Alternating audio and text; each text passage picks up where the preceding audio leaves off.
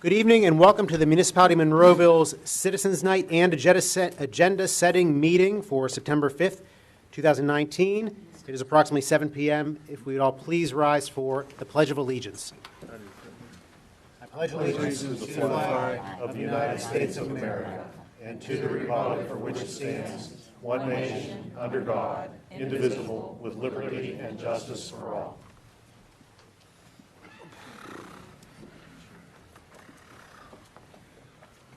All of council is in attendance other than Mr. Duncan and Mr. Aracinko. They were unable to attend this evening. Ladies and gentlemen, this is Citizens Night. This is the Citizens Night meeting for our month of September. This is your time to talk about any municipal item. We always ask for a 5-minute time limit with your comments. We feel that's an appropriate amount of time for you to get your point across. I will indicate to you when you have a minute left and also whenever you hit the 5-minute mark. We'd appreciate if you would keep to that rule. It helps the meeting move forward at a more efficient pace. Certainly, if you didn't feel your point was made, and if you had any additional questions afterwards, I'd be happy to speak with you, or Mr. Little would be available as well. As a point of clarification, in our agenda this evening, under the motions, motion number 4, there is a motion to authorize to advertise an ordinance to enter into an agreement to sell 10.42 acres of municipal property known as the Bel Air Swimming Pool to the Pennsylvania Turnpike. Just a point of clarification for everyone, this is not a voting meeting this evening. Tuesday, the 10th, is our voting meeting for the month of September. In the case for this motion, this is only to advertise the ordinance so it can be discussed at the October meeting. So there will be no vote on Tuesday regarding the sale of the pool. It's only to authorize the advertisement for next month, then we can discuss it in October, and at that point, council would consider that either vote for it, vote against it, or table it for a later month, or even a fourth option would be to pull it off the agenda once again. So just want to make that point of clarification. I had some questions during the past few days about that, and like I said, it's only to make the motion to advertise. Okay? So we're going to go right into our citizens' comments. I have a sign-in sheet here. If you did not sign in yet, you will have plenty of opportunity to do so, but I'm going to go off of the sheet I have in front of me right now. Nicole Henline.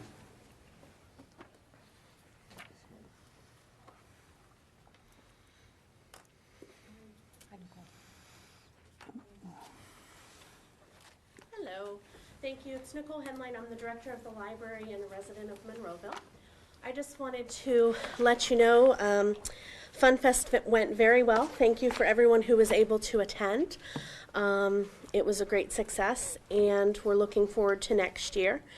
And September is Love Your Library Month.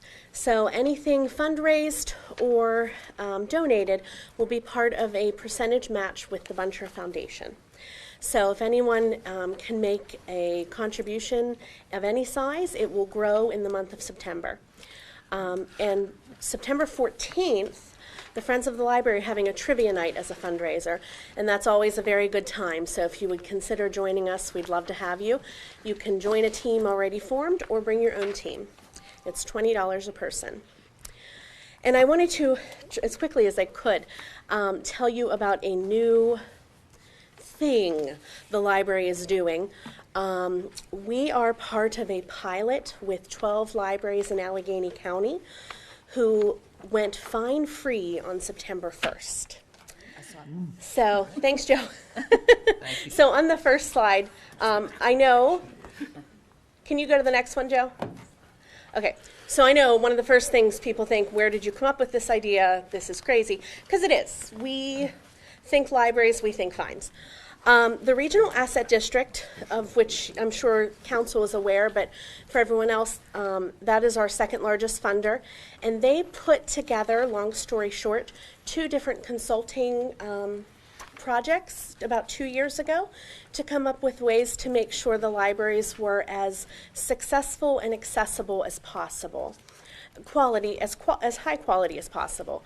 One of the projects that came out of this was called Fine-Free Access for All. And so or removing barriers to access. And so we are piloting this to see if it is possible to do in Allegheny County. It's a small but growing national movement. There is a really great research study out of Colorado, and there's a couple of others as well. And the benefits to participating in the pilot, I spoke with the board, because I wasn't completely sold when I first heard of this. But the benefits of participating in the pilot, one, of course, we have our hand on the wheel. We can kind of do this at whatever pace it works for us. But we also we have the potential for grant funding to cover any losses in the pilot period.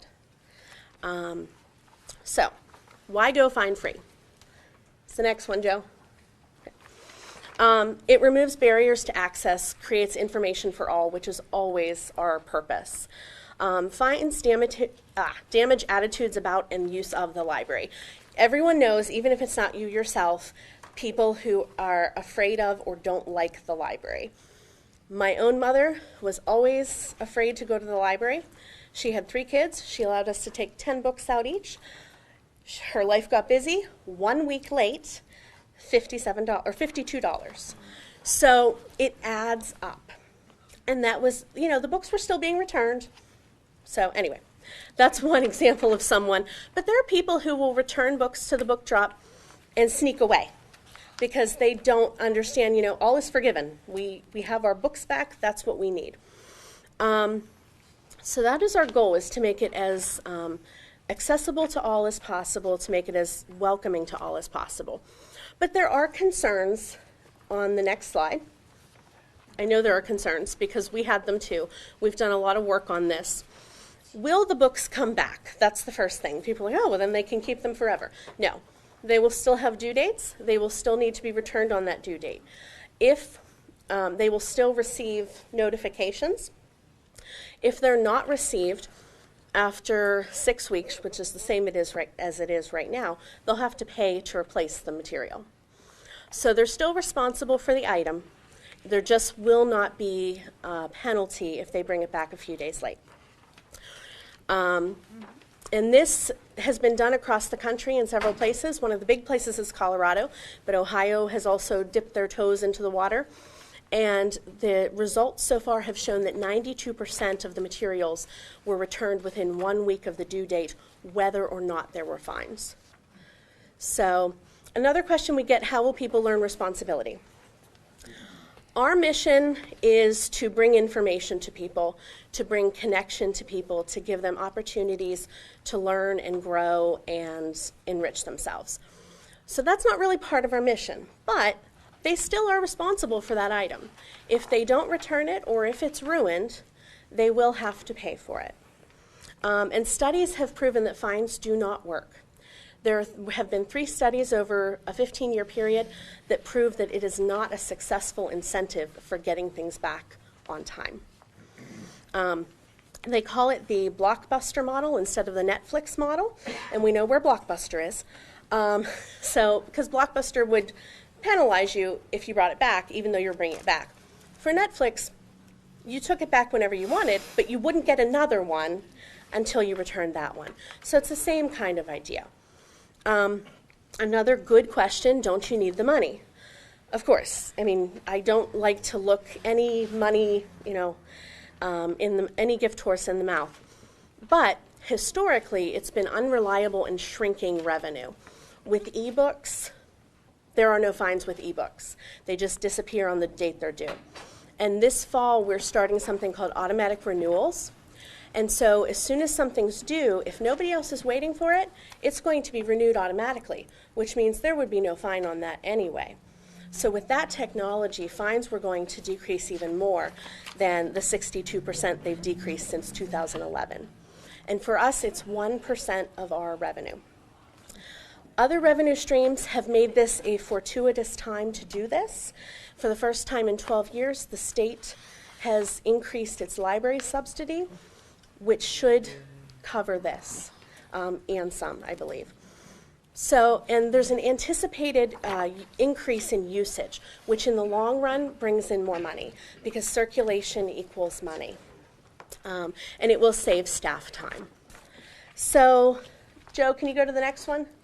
The benefits: increasing usage, building goodwill and positive attitudes, reducing barriers to service for all of our community members. And the feedback, the next slide, Joe. The feedback we've received so far, we've only been doing this for a little over a week. And initially, everybody has the same reaction. What? Why? It's hesitancy because this is not something that you normally hear about. But then once we explain it, it's much more positive. Every person we've talked to so far has left with a positive attitude. We spoke to teachers at FunFest who really loved the idea that this is not going to, kids aren't going to be limited because mom was working, so books came back 4 days late, so now we can't borrow anything else until we have the money to pay that back. We had, in the first week, at least a dozen donations in lieu of fines. My favorite one was the woman who was so excited that she wasn't going to pay her 50-cent fine that she put $2 in the donation box. So that was a very sweet, fun one. There was a family on FunFest who came in. They had not been to the library in months. The woman talked to our head of children's services, and she was, Hope told me she seemed a little bit embarrassed, but she came up to her and she said, "We haven't borrowed anything for a year because I know there are fines on all of our cards. Can you see what the lowest card is so I can maybe pay it off and we can borrow things?" And Hope said, "Well, it's your lucky day. We're going fine free on September 1st. We're going to start that for you today." She burst into tears because she was just so thankful to be able to call it a day. It's not like she had materials of ours out. It was just that those had been late, and so those fines were there, and they're wearing on people. The Baldwin librarian and her board decided, and I really like this, so I'd like to steal it, the library should not be a stressor in anyone's life. And my most recent one, a community member said to a staff member after learning of fine-free pilot, "The library is getting better all the time," which is always what I want to hear and hope that you hear as well. So any questions that I did not answer? Because I know it's a big, different thing. Council, any questions? I just want to say good job. Thank you. Thank you. Thank you, Well Nicole. done. Thank A lot you. of work. Thank you. Yes, thank you, Nicole. Nicole's the director of our library. She's the director of our library. We're going to move into our agenda set, or our Citizens Night meeting right now. I apologize. I should have placed that as a presentation under our agenda. So now we'll get into our residents. So Patty Smith.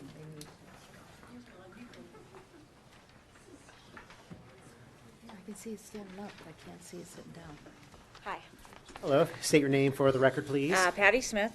I live at 514 Center Road in Monroeville. Lived here over 20 years. And I'm here to discuss the possible sale of the Bel Air pool. And, I mean, we've been going there since my children were little, and, you know, we have a lot of fun there. And I think it's really good for the community and the children and, you know, everyone just to get to know each other. But the one question I have is, I know that the Turnpike is not going to do the road widening project till 2029, if they have the funding at that point. So I'm just wondering if you guys have considered maybe waiting and sell it, you know, in a few years from now. I mean, I'm Said sure no. they'll still be interested. They said no. They said no? Yeah. We asked them, they said no. Really? Yes. Okay. One of the reasons was because I go to the representatives meetings from all the boroughs that are affected by the Turnpike. Yeah. They have to start engineering on it next year. They can't start engineering on it if they don't own it. Really? Even though they're not going to actually do it till 2029? Because of the EPA floodwater mitigation and all that stuff that happens on the sides, they have to do that way before the Turnpike ever comes through. Okay. That's what they told me. Okay. Well, you know, that We was tried. okay. That was my question. So I was Any other just comments, curious. Mrs. Smith? Just it's a shame. You know, it's a shame that, you know, we have to lose it. But I mean, I guess if we don't sell it, they're going to take it. So, right? Is that what eventually They would could happen? take half of it, and it's not. Oh, really? Okay. Okay. Okay. Well, that was my question. So, all right. Thanks. David Mintz.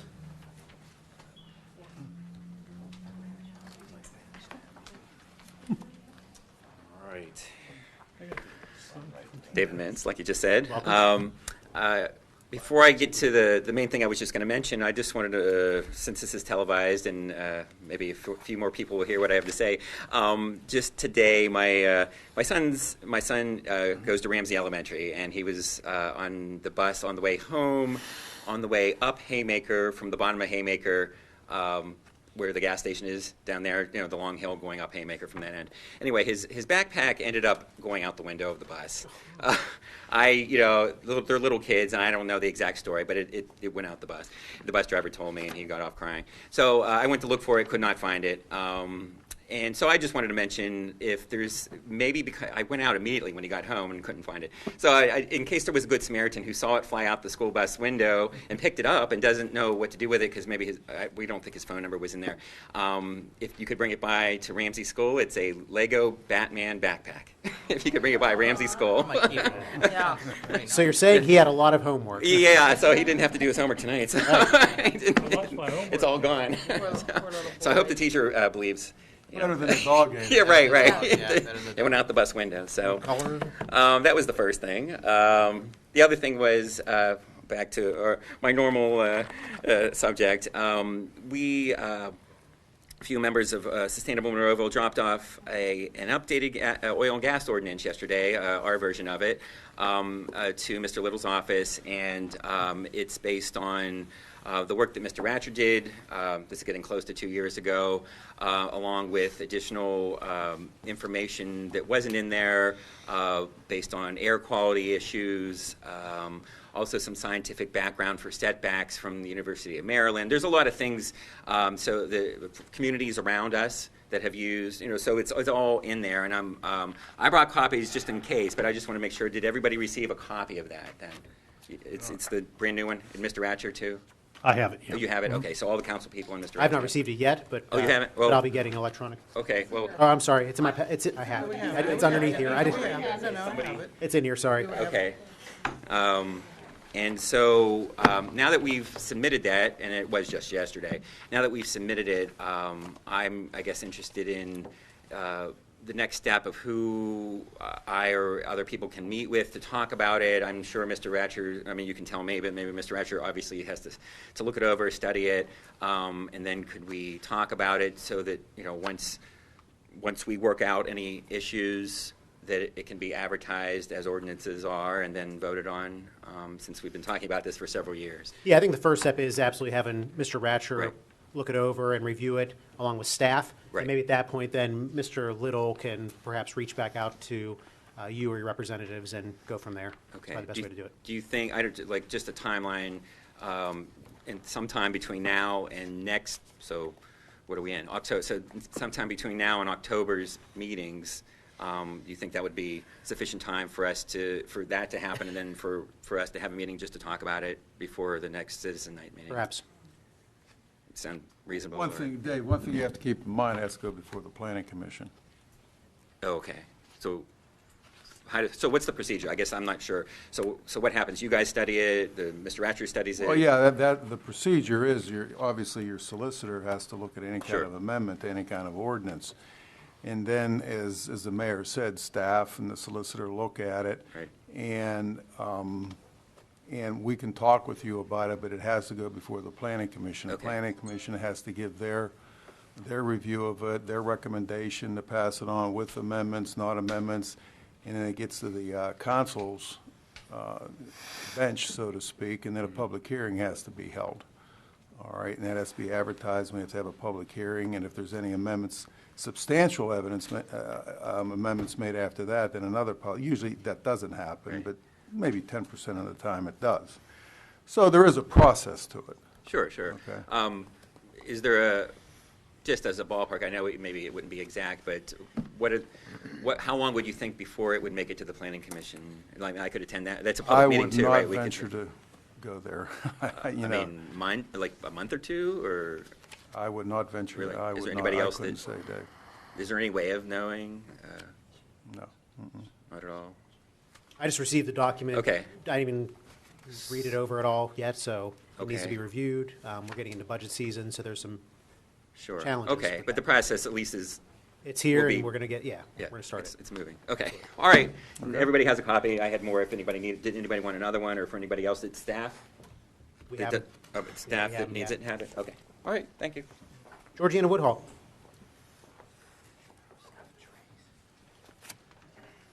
Good Find a evening. backpack in your yard this morning? I'm going to look on my way home. I was here in April 2nd and also on the 9th, and I submitted on April the 12th to Mr. Little for the MS4 appeal. And so I'm requesting an appeal of the manager's denial to the appeal board as per our discussion at the April 2nd Citizens Night and April 9th council meeting. I'm requesting a copy of the board's rules prior to a hearing and a tip sheet. I never received anything back, so I placed a call to Mr. Little about a month ago out of concern because I didn't hear anything and I wanted to be prepared for the hearing. And the message kind of indicated, Mr. Little said, quote, "If indeed, we will get back to you if indeed it is warranted." And that kind of left me with the feeling like, is there not going to be a hearing? In that same message, Mr. Little stated that they were setting up a second appeal board. My question is, what happened to the first appeal board, or are you setting up a second appeal board because there were so many appeals that you need a second appeal board? Georgiana, we do have a couple left that they have to be heard by the appeals board, and we do have to schedule that. So if you're included in that, we'll notify you. Well, I guess my question is, I was led to believe, because I asked, I said, I'd like to know how to prepare for the hearing. Because when I went to the county for the reassessment, I had an attorney and I had an appraiser with me, and they were recorded. And from your message, it almost sounded like I would not be. And I said one of the reasons that I called was because I wanted to make sure that I had the information that I was going to be presenting at a hearing. But I was left after this message feeling like that I wasn't going to be part of that hearing. I'd have to take a look at the information. That's been, 5 months ago? I got to take a look at it. Paul Hugus and myself, and Now, what I'm asking is, am I going to have a hearing scheduled that I will be present at? I can't tell you that right now, Georgiana. I'd have to take a look at it. Now, I know have you appealed, I know that. Now, have the other appeals, because I know at the time We there was did have about an- yeah, we had an 80 appeal. there were about 80 That was back appeals. in March, I think, April. I can't remember. Okay, were other appeal hearings already held? Yes, And were there people present there? yes. Okay, then I will expect to have a scheduled hearing.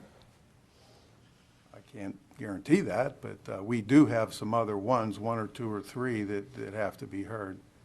Can you take a look at that and give her a call, Yeah. Georgiana? Let him take a look and Yeah, reach because back out to you. actually, the information that I submitted was not what I would be discussing at an appeal. Right. I mean, it was very little information Let him because see I if- was on a see if you're- deadline. See if you're on the list or not, and we'll start with that, because I don't have an answer for you, but Yeah, we Mr. Little have, could we take a have look other ones we have. for you. I know one of I can think of off the top of my head, other than what you're talking about, has to be heard. And there might be another one, I don't know, three at the most. Okay. All right, then I'll just sit tight and wait to hear from you. Thank you. Tony Pacusa.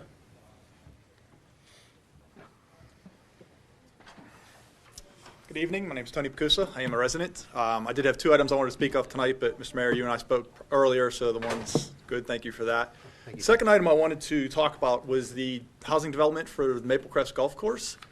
And I didn't see anything when they came through Planning Commission that I recall. Is there any stipulations or anything that we have that require them to sort of keep the construction entrance clean of mud, debris, anything like that? I don't know if that's maybe a question for Mr. Hugus or Mr. Wilden.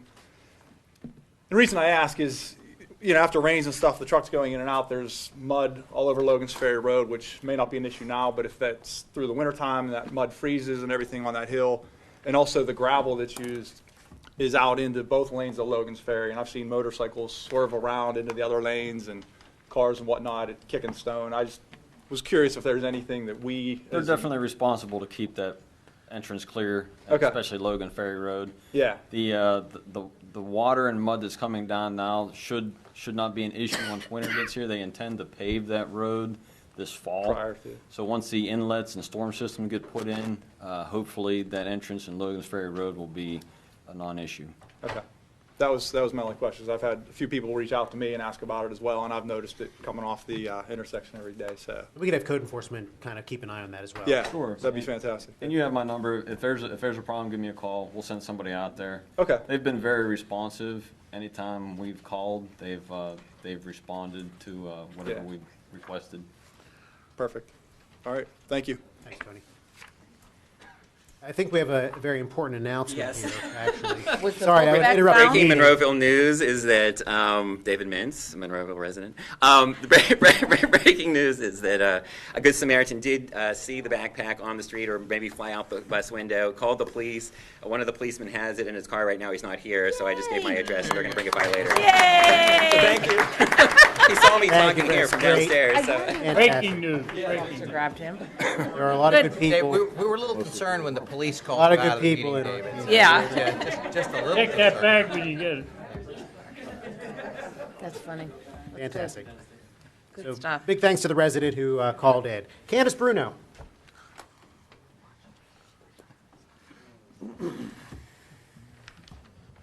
Good evening. Candace Bruno. I am a resident of Monroeville, and I have some questions about the sale of the Bel Air pool. The last time that we were all together, and I believe it was July, you said that we were going to take a break and go and see if we could do some homework and to ask some questions. So I just have some questions that I was looking answers for. So have you reached out to the Monroeville pool community members, not just the swim team, but the actual people that go to the pool to get their input? I know that it was stated that you were going to reach out to them to get input. Was anybody contacted? We're working on a survey right now. Okay. So we go to all the members. Okay, so when will we get that before any other decisions are made? Yes. Yes. Yes? Okay, thank you. Have you had any discussions on where to home the programs that are going to be displaced if we do, in fact, lose our only community pool, public community pool, that are going to be displaced? We have Camp Chippewa that goes there and has been going there for over 20 years, the Parks and Rec Touch the Earth Camp, and the Parks and Rec So Long Summer Camp. Is there a plan for where to house those programs if we lose our pool? Yes. That's Candace, let's do this. Yes, and I'll answer your questions. okay. Do you want to run through all your questions and your Sure. comments, and then that way we Absolutely. can get them all out there, and then we can answer them? That Sure, way we're that's not great. repeating things. So last time we were here, you said, or Mr. Duncan said that there was an estimate to rebuild a pool, and that estimate was for approximately $4.2 million. Just, does that $4.2 million include buying land? Because that seemed like a lot of money. So that would be built on land. Monroeville Park. Oh, gotcha, thank you. So is that a company that comes in and builds the pool, or is that for materials and labor? Are there ways, what I'm asking, are there ways to bring that $4.2 million down? We have municipal workers or Parks and Rec people that can dig holes and can lay. Not that kind of project. Okay, No, that's No. way too Keep big. going with the question. okay, 'cause Okay. when the pool was originally built, I thought it was built by the Parks and Rec. It was not. It's privately owned. Privately owned. There was a privately owned pool, and was it refaced and redone by Parks and Rec, or the municipality was given the pool, or the municipality purchased the pool? That was given to It was given to the municipality, okay. 1976. So the municipality is going to sell something that was given to them? Okay, gotcha. So, are there any ways to cut those costs down? No.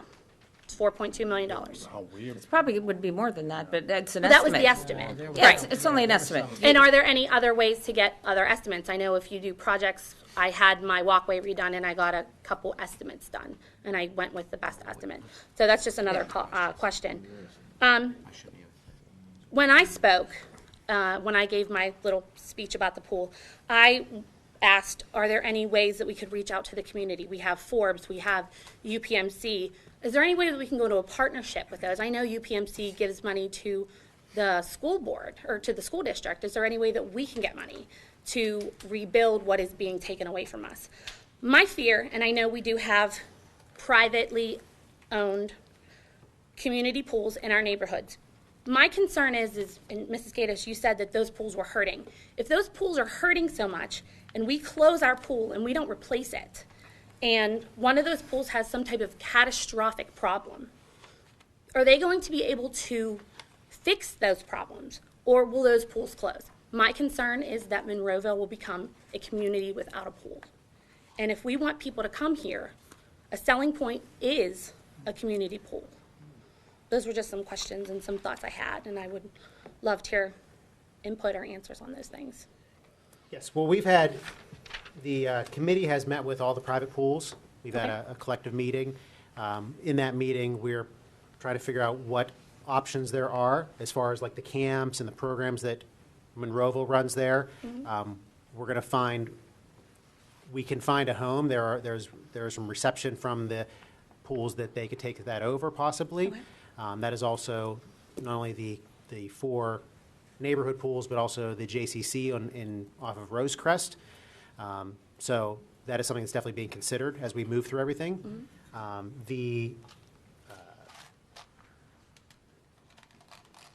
As far as the Bel Air, the swim team, they did meet with the Yes, JCC representatives. I was told that, yes. And as far as a new pool, as far as a new estimate, certainly I think you could probably always get other estimates on projects.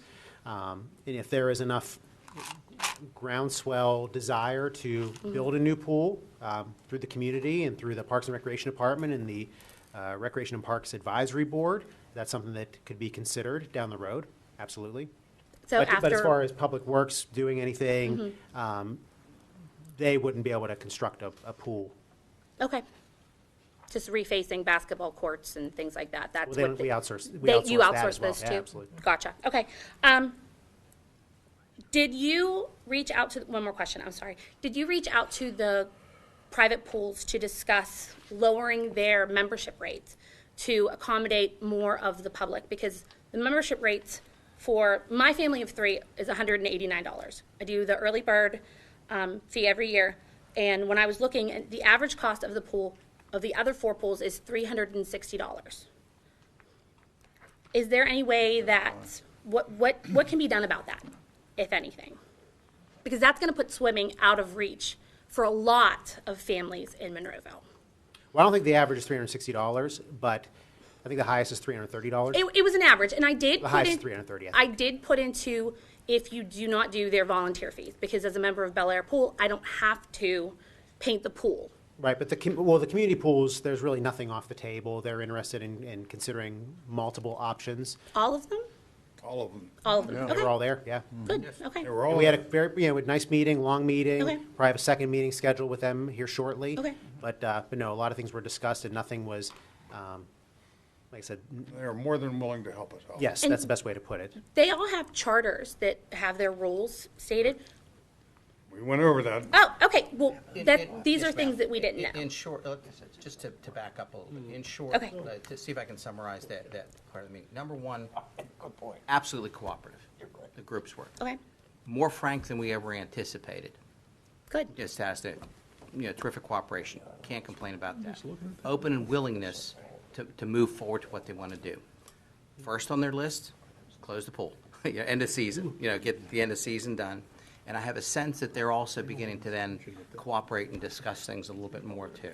Okay, so all very positive moving forward. Many of the same types of questions. Now, you asked some very specific with this that I'm not sure that we're there yet with it. Okay. But the conversations are absolutely there to do that. Okay. I left feeling very positive about it Okay. and the willingness of that group to do that. They came with probably way more information than we ever even thought of. We wanted to hear about their organizations. We listened, they talked. Okay. Okay, to right, do thank you. that too. So it was really positive in what they want to do. And we started that meeting off with, we're going to meet again. And they all said, yeah, absolutely Okay. too. So it's not finished, but we have to get through the swimming season. It's done. And, it's. Oh, you had to get through there. They had to close They their had pool. to. Everybody had to close. Gotcha, I'm because their sorry, I boards didn't are busy, complete it. too. Thank you, Linda, too. Yes, I'm sorry. Let me clarify that too, yeah. They're like, okay, great, talk. Let us get through Labor Day and, Gotcha. close the pools and get our things back in place. Gotcha. It's just as a member of the Bel Air Pool family, because I feel like we are a family. It was just this turmoil because we didn't know it's up in the air. So I appreciate the answers to my Candace, questions. one point on the, I'm having a spreadsheet put together of all the information that we garnered from that meeting with respect to fees, do they have a snack, the revenues, all that, getting a spreadsheet. So if you want to call my office, maybe not tomorrow, maybe next Gotcha. week sometime. Okay.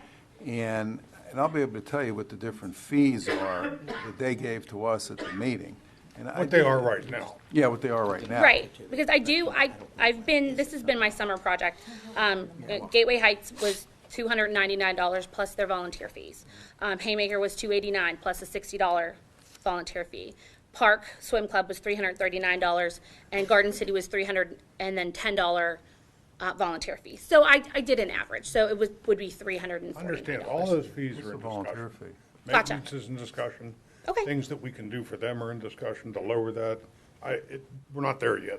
I understand. I just want us to have a plan before we sell the pool. That's what we're working. And, yeah, that's what we're working, and one last question for you, too. Okay. So, the challenge we had has been the Bel Air community, those polls, that information that was to. So this week, Mr. Little and Parks and Recs and those guys, because it's not the same as the clubs and the associations, there is a piece, too. So we understand that. So one of the things that we don't want to do is neglect getting in contact with you folks to get your opinion on some of those key types of issues. Okay. So we've got that information back there, and we're pulling on that now to reach out to you, probably electronically. Okay. Yeah, to do it. So, give me now the house from your research and what are the 5 most important things that you identify as being part of being in Bel Air? Our pool is handicap accessible. Some of the other pools, if you've ever been to any of the other pools, We've been to all of them. okay. So the one pool, because my son swims on the swim team for the Barracudas, we traveled and it was downhill, like understand. steep. Yeah, Gateway Heights, So right. it is handicap accessible for everyone. The fact that they have a daily rate where you can just go. You don't have to, if you don't have the $189 like my family does, and you want to swim when it's 90 degrees, you can. So being open to having pay-as-you-go membership. The grounds are just beautiful. If you sit in the chair, or if you sit in your chair and look, the trees are, it's peaceful. You don't know that Bel Air is there. Yeah. I'm sorry, what was that? Can't do much about that. No, I know, but that, you asked what makes Bel Air. The 5 or what are the five- most important what things to you. we want? Things most Things that I important to want. you Okay. about, I'm sorry. not want, things that are most important. Okay, so Yeah. accessible, parking, easy entrance to the pool. We have a lot of people who can't go up and down pool ladders. I broke both of my legs, so I have a hard time going up and down a normal pool ladder. So easy entrance in and out of the pool. Concessions, concession stands, thank you, and reasonably priced. Okay, thank you. Thank you. Yeah, A reasonably point of, priced. Candace, a point of comment that you made. Now, I'm not a native of Monroeville. Oh, neither. I I'm a wasn't transplant. here when the pool was, but I did have a conversation with my predecessor, Marshall Bond, about the pool possibly being sold, going back 3-4 months ago. And he did mention the pool was purchased. Now, with that being said, my understanding also as a former council member, I think Spann, Miles Spann, I think it was his name, he was instrumental in getting a grant for purchasing the pool. Okay. Yeah, so that's my understanding. I don't believe the pool was given. Now, I have no empirical evidence to that. Gotcha. But I don't believe it Okay. was given to the municipality. And there are still grants out there, because I know that swimming, there's such a discrepancy amongst people that swim, because there's barriers to swimming.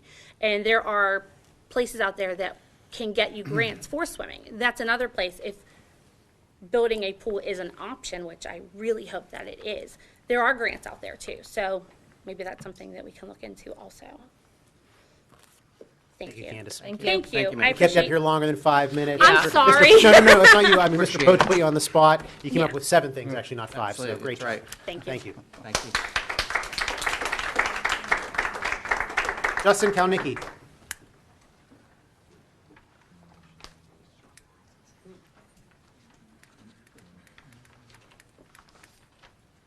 I'm Justin Kalnicki, my wife Jennifer.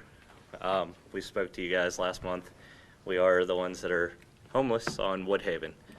We had asked you guys to try taking a look into water issues, sewer issues, and we haven't heard a word about anything, which was another one of the things that we asked is more communication. So has anything been done for the Woodhaven corridor area? Has Mr. Little, Mr. Hugus, any updates? My understanding is you spoke with Jamie Story this week. Is that correct? No. Oh, no, wrong person. I was thinking about somebody else. Okay. There's 2 access points to the drainage system, both from Logan's Ferry Road. They're sort of parallel pipes that convene into one pipe, but ultimately they go from Logan's Ferry Road and terminate near the dog stop on the William Penn Highway. Both of those lines were visually inspected the entire length. There was no obstructions. There was nothing in there that showed us that there was any problems with it. It looked to be that it was surface water. In other words, the water couldn't get into the pipes because of debris or whatever was blocking the system. So it was water going over top of the pipes, not in the pipes. But the pipes are working fine. Okay. How about sewer?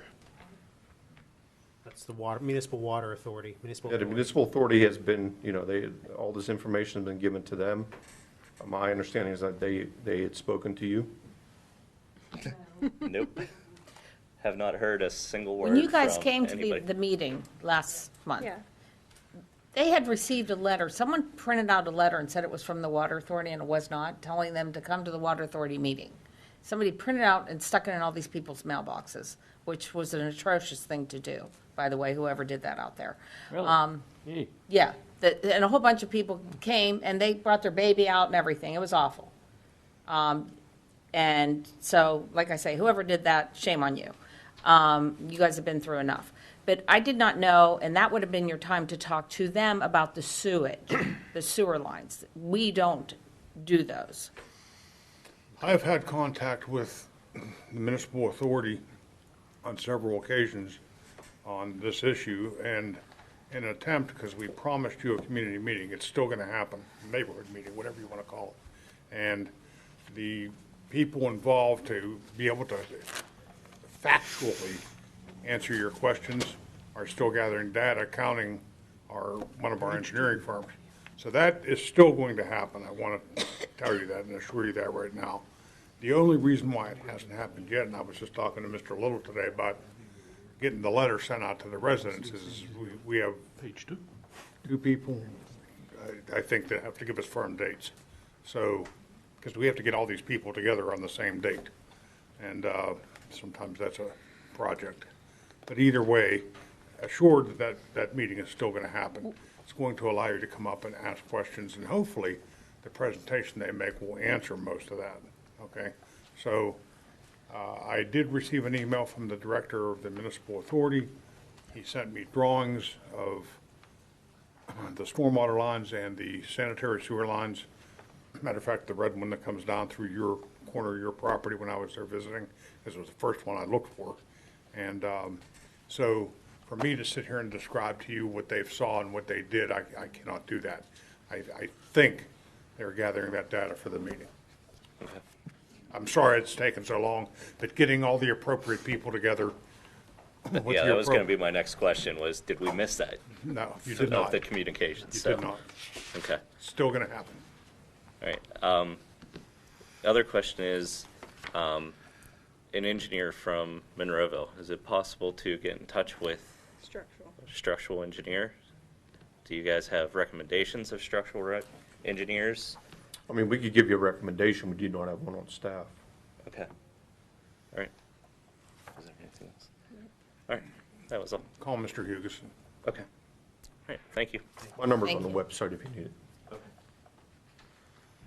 Ross Magro.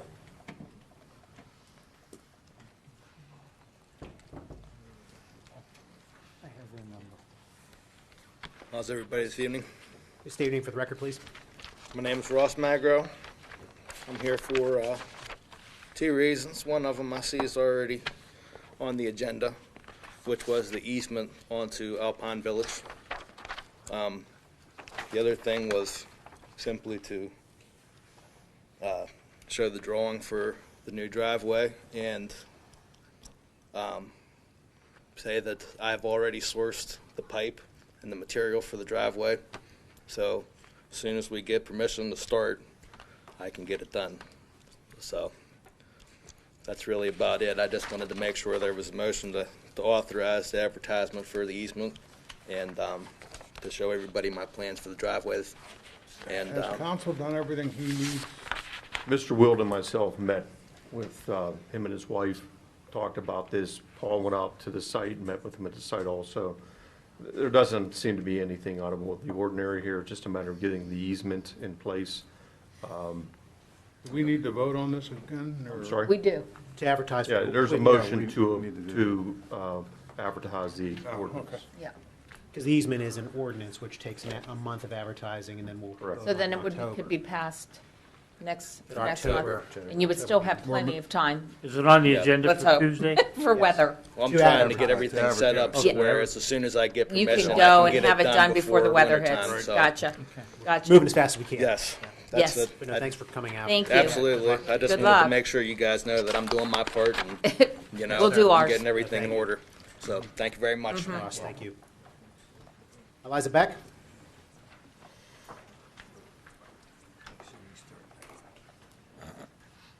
Good boy. Alyssa Beck, Monroeville, and I brought some props tonight. I brought a black walnut from my backyard, and I brought a nutcracker.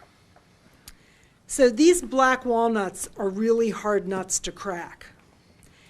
And there's just so many issues that I would like to talk about tonight. They're all hard nuts to crack. And so I'm going to offer this at the end of my 5 minutes, and I'm going to offer that you can help us find a way to crack this nut open. Let's see, where to start. I've been asking, or somebody's been asking, I don't think it was me last month because I wasn't here, who owns the mineral rights under the pool. And the last I heard, I watched the last meeting last month, I couldn't be here. The last I heard is that we don't know. I've mentioned this before, and I'm going to mention it again. My understanding, because I've kind of managed Sustainable Monroeville for a decade, people call me about different things. And somebody called me and told me that the property across the turnpike, that's kind of parallel property to where the Monroeville Municipal Pool sits, is also owned by the municipality of Monroeville. So one question I have is, why isn't the turnpike using the property across the turnpike? Why are they using or wanting to use potentially the property where our municipal pool sits? I have just the idea, and it's partially come to me because of all of these amazing people who have this great community called the Monroeville Municipal Pool, that maybe there's another reason that property is being sought after. And that reason could potentially be, and I'm making this story up because we don't really know the facts, that that property would be really good for a compressor station because the property sits 4/10 of a mile from a proposed fracking well pad right over into Westmoreland County. I think it's critical before we make any action on selling that property that we know exactly who owns the gas rights under that property. That's one thing I wanted to mention. Why does the ordinance that Dave Mintz just brought up here that we've been trying to have you consider for 2 years, why does it have to go before the Planning Commission? I guess I'll ask all my questions first if you want me to. Who among the council will be sponsoring this ordinance that is protective of the Monroeville citizens? An ordinance similar to what Churchill has established years ago, Forest Hills, many other surrounding communities. What is the sticking point here? This is all unspoken, but because it has not been considered in a timely fashion, there is something very clear to me that's being revealed because I travel from community to community. There is perhaps particularly a reason that this is not being considered in a timely fashion. It's just food for thought for the residents who are here concerned about being homeless, concern for the people that are here that want to retain a community pool that they rightfully belongs to them with their tax dollars. Mr. Harvey, I have a question for you. The flooding meeting, will it be open to the whole community? It will be open to everybody, but the letters of invite are only going out to Logan's Ferry Road and the residents off Logan's Ferry Road.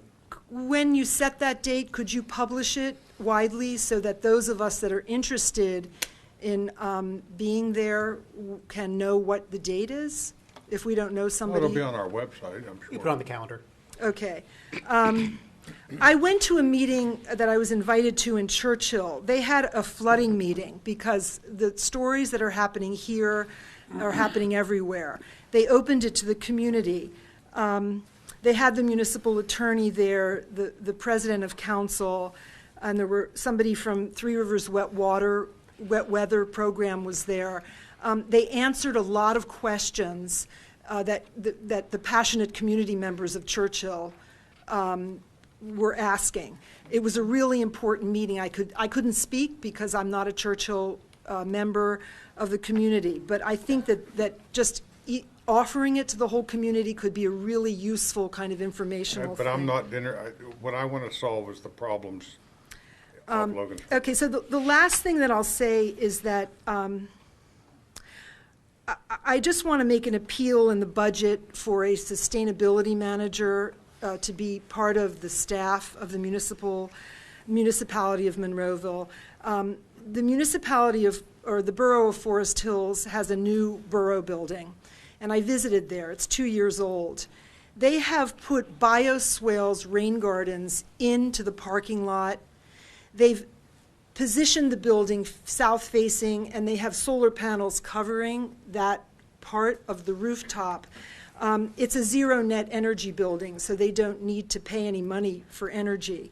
I'm just wishing and hoping that you'll put money in. I asked for this last year. I don't know if you've already put it in the budget, if you've looked into it, Mr. Little. But the idea that my council people have plastic water bottles that they are displaying during council meetings is extremely disturbing to me.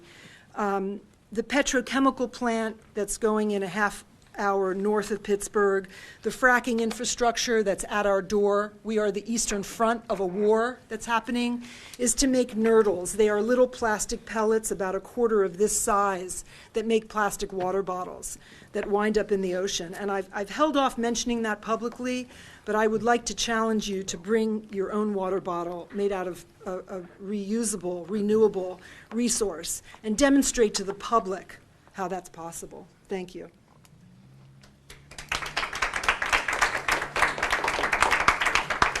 Debbie Becker. I'm right here, I think between Candace and Patty's seat at the moment. You've answered everything. Now the listening audience probably can't hear that, but Ms. Becker basically is in favor of the other pool comments from earlier, correct? So you're here to support everyone. Okay, very good. We understand your position. Thank you. There's no one else signed up, but would anyone else like to address council on any municipal item? I guess I forgot to stay up here for the answers to my questions. Well, we're to close that portion, but I will answer your questions after we get through everybody. Anyone else like to address council on any municipal item?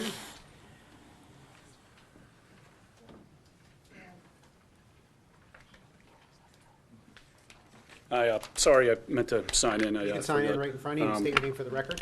Brian Susko, Turnpike Gardens.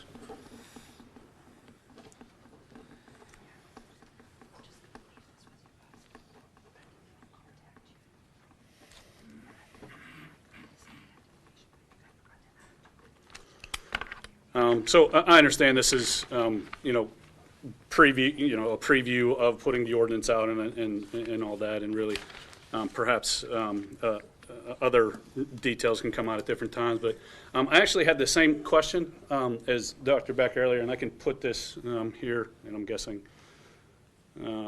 So the question that I had really was, did Monroeville, so this is Bel Air Pool here, so if I use a pen. So this is Bel Air Pool here, and unfortunately I used a black marker, but like the outline here is the parcel that we're selling. And across the turnpike, Monroeville owns this land, and between the turnpike, between the roads here, the turnpike owns that.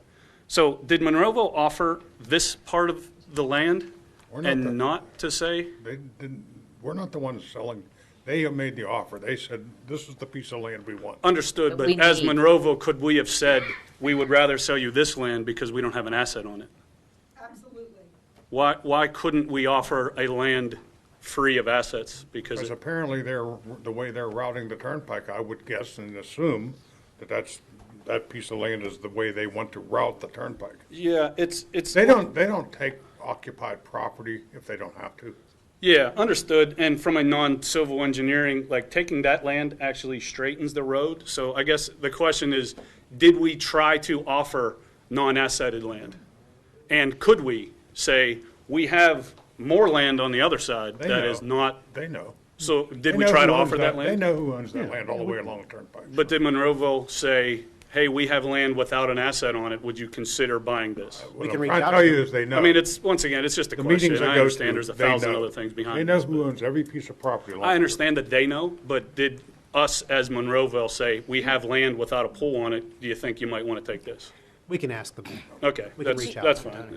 That was really the question I had here.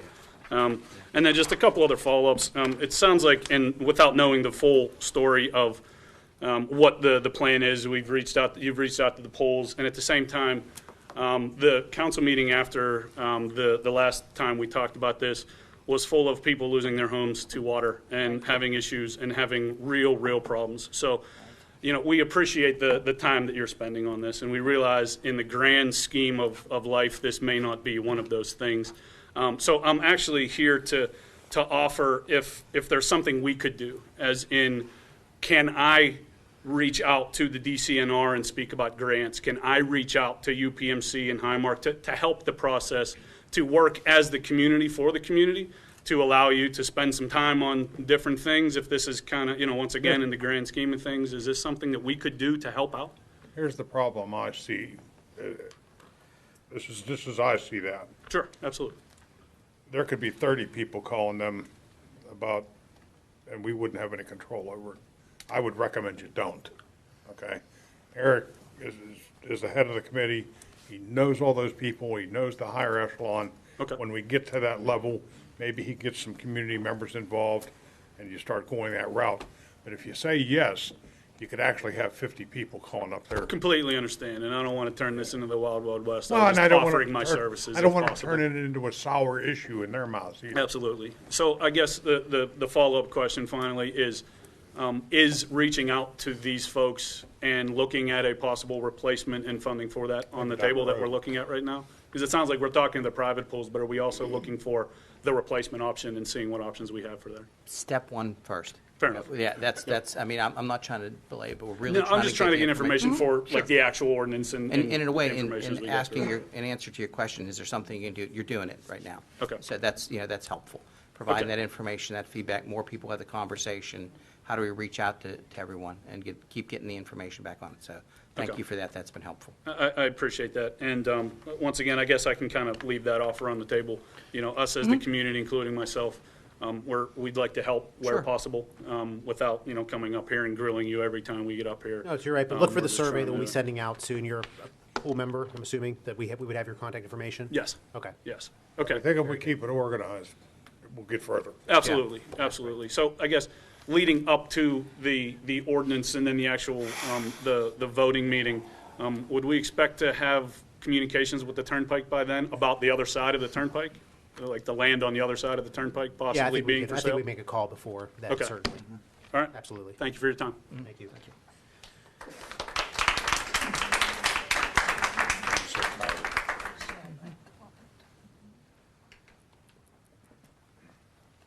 You just sign in and state your name for the record, please. Yes, my name is Julio Estramera, and I'm Alpine Village resident. And I just want to state that Brian mentioned something, I think we're on the same wavelength with regards to Bel Air Pool, but my questions or comments are concerning the committee and you know, the due diligence that they're doing with regards to, you know, meeting with the private pools and everything. And as he mentioned, I hope that there's some serious consideration being given to the relocation of the pool. And I hope that that's an option when you guys, you know, look at alternatives for the community pool.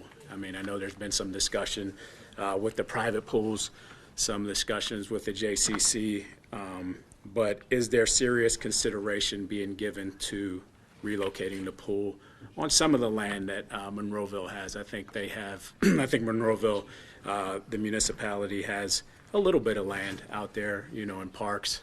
The Monroeville Community Park. There's several parks located throughout all of Monroeville. So I hope that, you know, there's some option out there that perhaps, you know, relocating the pool to one of these parks, perhaps Heritage Park, that's an area.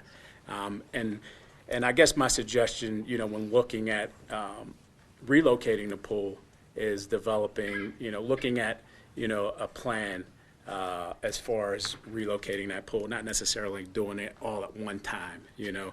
Obviously, you know, using the money from the sale of the pool, pursuing grants, maybe a slight increase in memberships, you know, sponsorships from businesses, local businesses in the community, and then going through and following, setting up a 5 or 8 or a 10-year plan where the first step would be obviously the pool.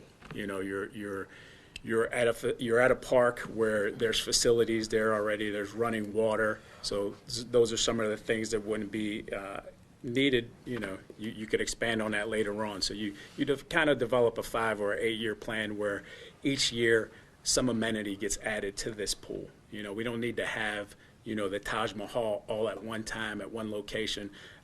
So I mean, I guess my main point is that I hope that, you know, what's happening with the committee is that this is a serious, this is being considered seriously, and not just where can we piece out the Bel Air Barracudas, where can we piece out the programs, where can we get a couple of the private pools to say, hey, we'll take on some of the community members.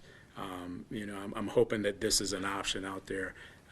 And, you know, and I know that, you know, as Eric Poach as the head of the committee, you know, if there is something that we can do, you know, I know there's quite a few members that would be willing to help and go out and solicit, you know, funding and pursue these grants and sponsorships out there. It just seems to me, you know, from what I've seen so far that the municipality really isn't looking for a replacement. And you know, I think we've heard at previous meetings that, you know, rumor has it that Monroeville is looking to get out of the pool business. And, you know, as we proceed and hear some of the things that are transpiring, that have transpired, it seems to lean towards that way. Like, we're really not interested. We're kind of interested in just, you know, selling this pool off. Not even sure, you know, I don't think there's been any discussion about what's actually going to happen with the funding once, you know, once that sale goes through, you know, and just hoping that that funding stays and goes towards the relocation of a pool. And I guess I have a couple more questions. Is there any documentation citing the Turnpike's refusal to allow the municipality to hold on to the pool for more than beyond, you know, this upcoming season? You know, the conclusion, the season's already ended. Has it been documented? You know, is there a letter stating, hey, if you don't sign the paperwork, you know, then that's off the table, and we're just going to, you know, retrieve it. We're going to take it. And if that is the case, how long? And if Monroeville says, you know, we're not ready to sell, and the Turnpike says, all right, well, we'll just take it, how long would that actual process take place? How long is it for that for Their them to offer seize comes it. off the table January 1st. Yeah, so January 1st, are they going to come in with their bulldozers and take over the land? That's what I want, like, what happens if that offer's off the table, Monroeville declines to sell it just now, and then the Turnpike says we're going to retrieve it, by eminent domain? How long of the process is that? And lastly, I just have a scenario, so as of today, looking forward, where will a family of 5 that's not able to go to a private pool be able to swim next year, July 14th, 2020, when it's 90 degrees outside with a heat index of 110 degrees at approximately 12:30 in the afternoon? But that's all I have. So, thank you.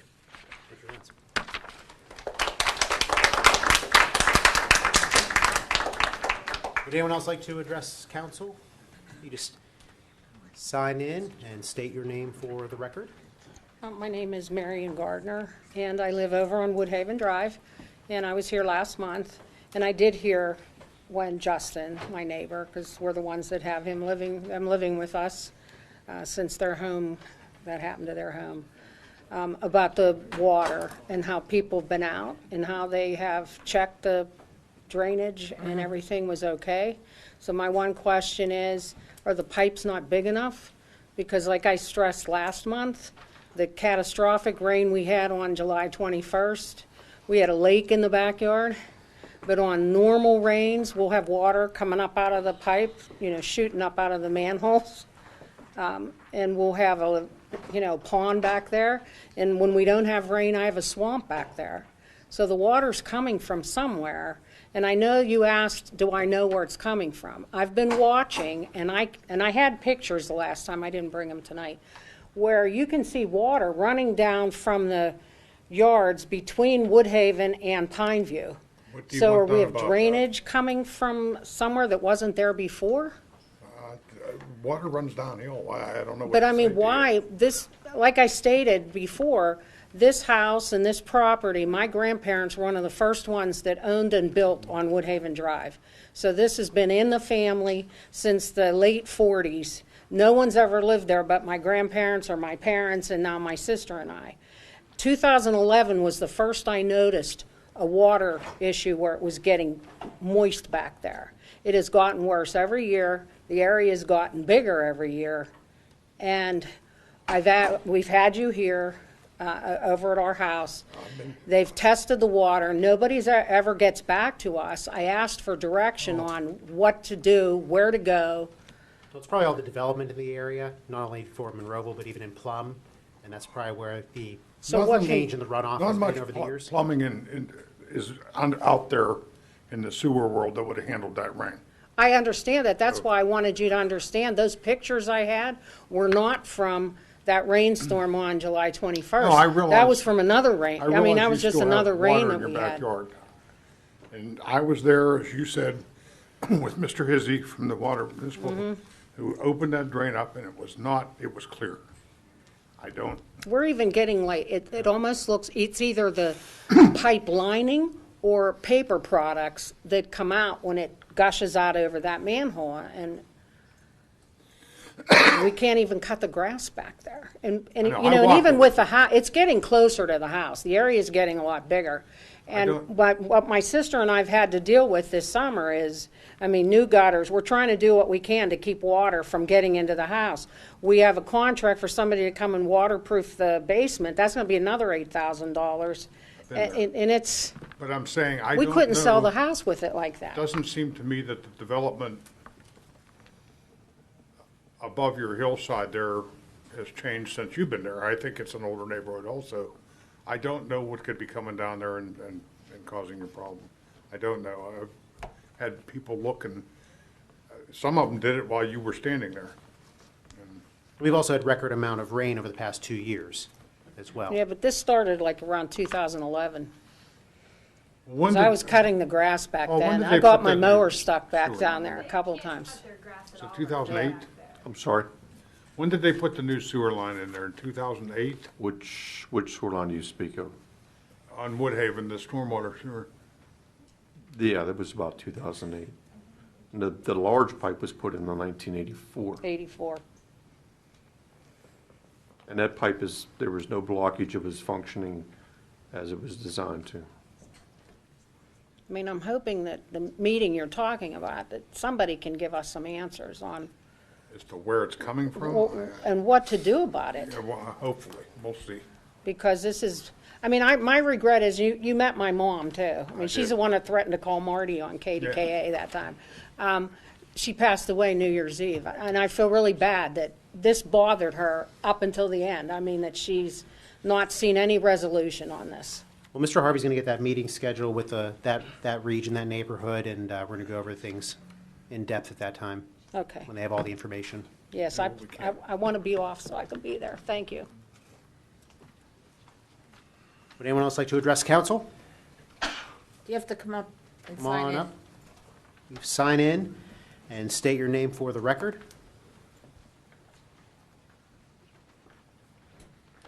Hi, my name is Marie Bainbridge. I'm also involved in the flooding on Woodhaven Drive. That just cost me $4,000 today to try to get some of the water away from my house, too. What I don't understand is, I thought Monroeville Works used to, like, come and, like, empty this, like, change the source, clean all that stuff out, and The storm drains, they do. Do they still do that? Really? Well, the MS work group is doing it now. Okay, It's doing the stormwater. all right. Municipal authority does the sanitary. All right, do they do that, like, on a routine basis? I'll defer to Mr. Hugus on that. We do, but you have to understand that the pipe in question, there was a person that actually walked through it to make sure that it was functioning properly. You know, so there was no discussion of there was blockage, or there was, if there was a broken piece of pipe, or the pipe came apart. It's functioning as it was when it was installed. We didn't send a camera down there, a person.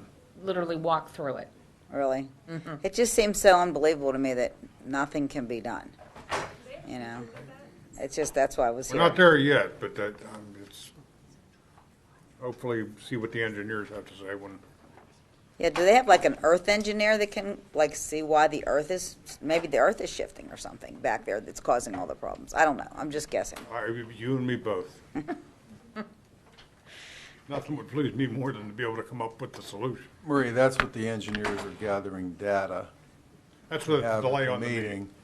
In order to give you, not a definitive answer, but to give you different scenarios of what it would take, not just to cure things on Woodhaven, but that whole area down there. The time, the money, working with other municipalities, and that's just a very, 10,000-foot concept, but they want to be able to give you at least some kind of semblance of answers on what it would take to cure the problem. Because the insurance companies won't let us buy flood insurance, or they didn't, and because they said we're not in a flood zone. But every time it rains, we're in a flood zone.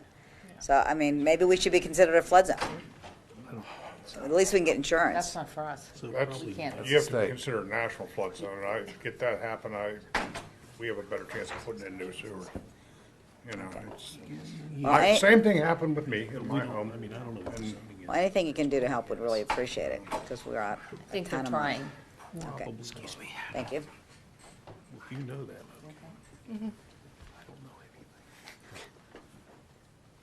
Is there anyone else who would like to address council? Seeing none, we're going to close that portion of the meeting. Answer my wife's question.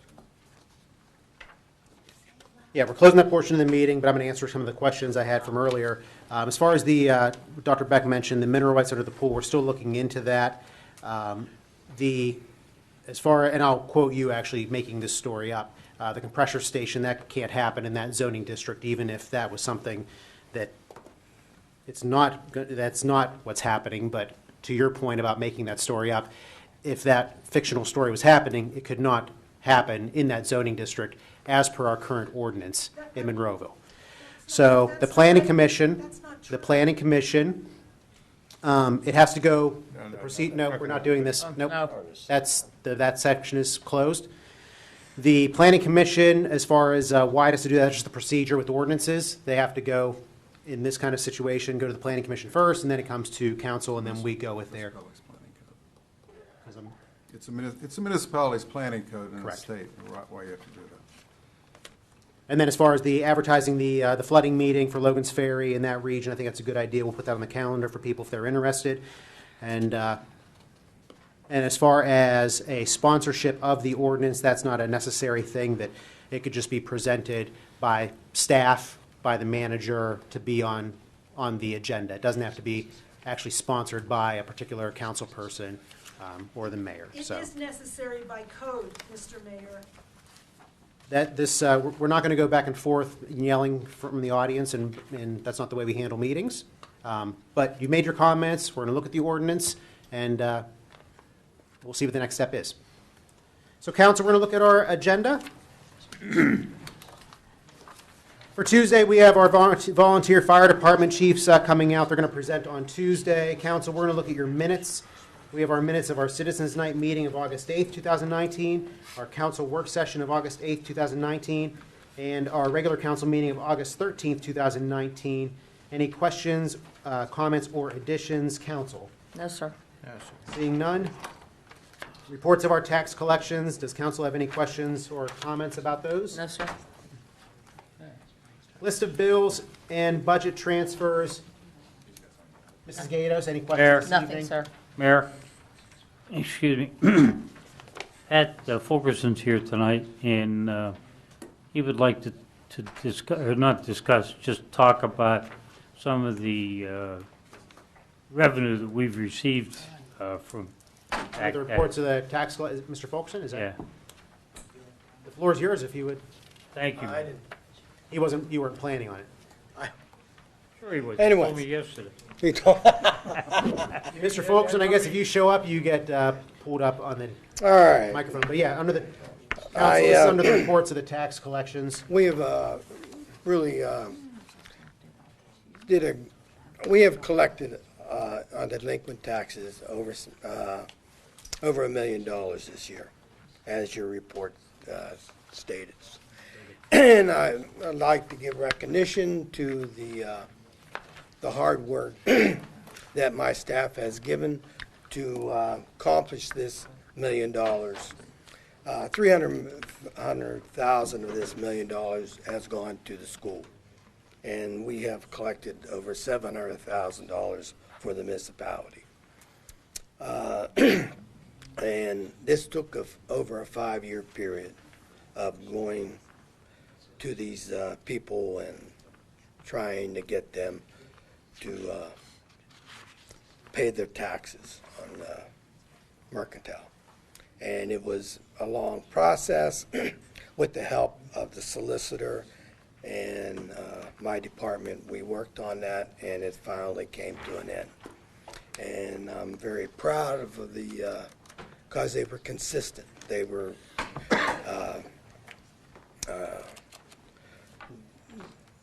they didn't give up of this, and this is why you have this type of money that came about this past month. And and overall, in the last 5 years, you remember the $6 million man? Well, we are the $6 million department. So that's what I was trying to. And I thank Tom for giving us, I did tell him yesterday that, and I appreciate the resources that council gives me in my department. That's a plus. If it wasn't for everybody giving us the resources, we could not do the job that we do. So I appreciate that too. And I appreciate the solicitor. He has been outstanding for our department. And Mr. Little gives us a great support. So that's what I wanted to say. Thank you. Thank you, Pat. Thank you. Council, we're back in front of our list of bills and budget transfers. Mrs. Gatos, do you have any questions this evening? I do not. Thank you. Mr. Coach? No, sir. Mr. Harvey? Nothing. Mr. Johns? No, sir. Mr. Wilson, anything? And then our payroll report, any comments or questions, council? No, sir. Seeing none. Council, we're going to look at our consent agenda. We have old business 14-8-ST. Mr. Little, please. Okay, the first one is IAMEA, Organization of Pittsburgh, IMAMEA. Is that the way? IMAMEA? Imamia. Imamia? Imamia. Imamia. Okay, I don't know, the third one I was going to strike out. Applicant is requesting site plan approval to construct 8,419 square feet church and associated site amenities. The property is located at 351 Old Haymaker Road in the M1 Planned Industrial and R2 Single Family Residential Zoning Districts. The applicant is requesting a second reapproval of this site plan. Council reapproved the site plan on December the 12th, 2017. Is the applicant here? Applicant is not here. Applicant's not here. Any I have some comments. comments? I have some comments, but. Mr. Hugus, Let's please. hear yours. I'm going to speak because this occurred before Paul Wheeldon got here. So, since this approval, our stormwater management ordinance has changed, our standards have changed. Paul has sent comment letters to the applicant who has been non-responsive. So I would suggest if it doesn't occur between now and Tuesday, that you not consider this. Thank you. My motion would be to turn it down, correct? If they don't address it by Tuesday, which it'd be kind of hard to do at this point.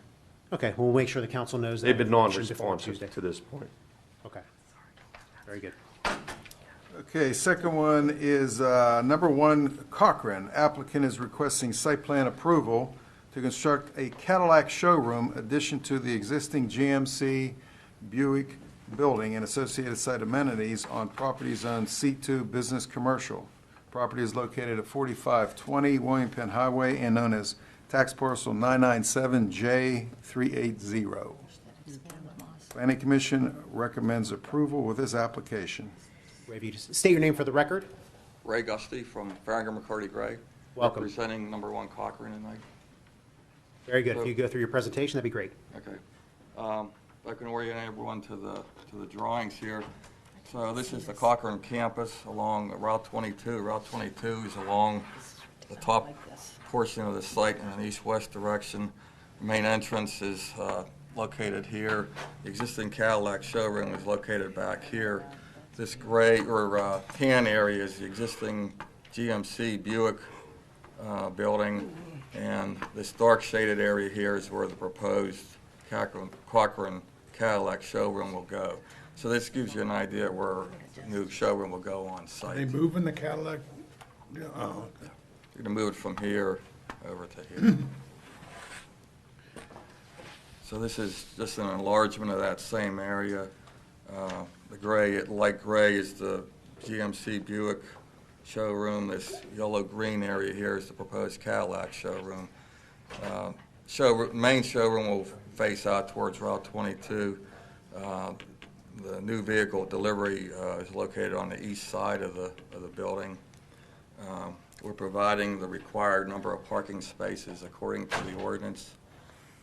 All utilities will be extended from within the Buick GMC building into the Cadillac showroom. So they're building off the back of the Buick dealership? It's really like on the side of it. Okay, Yeah. and then It'll be remove it connected from to the curve. But it's on the Route 22 side. Right. It'll be connected to the existing GMC. The existing, building. yeah, okay.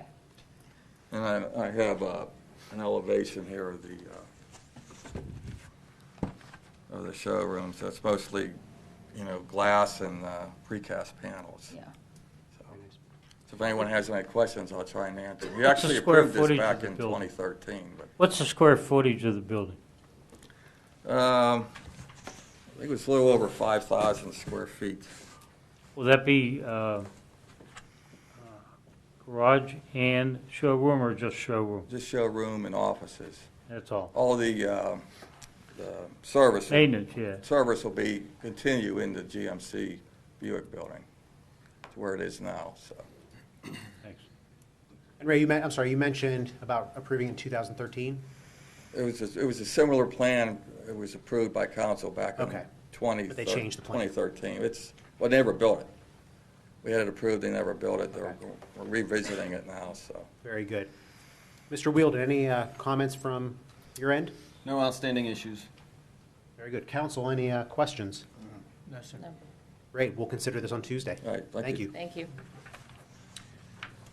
Mr. Little, item number 2. Item number 2, 19-4 SUB Roger Brown. Applicant is requesting preliminary and final subdivision approval of tax parcel 85G16. Applicant proposes to consolidate lots 25 and 27 into one lot labeled 27R, and then subdivide parcel 1 from the newly created lot 27R.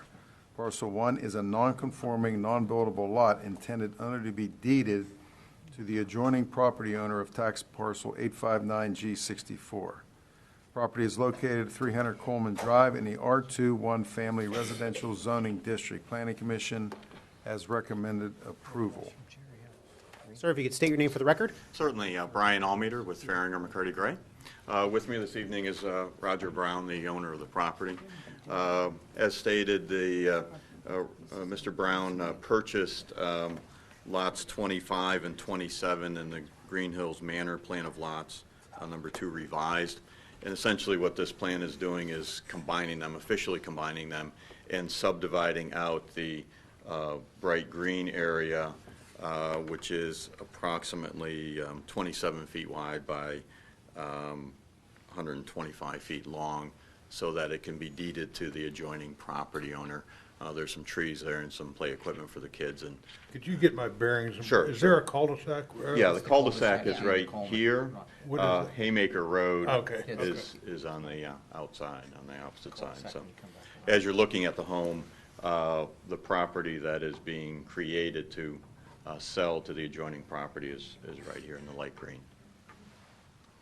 So we received comments and have addressed those of the municipal engineer, and I think we're open for a vote.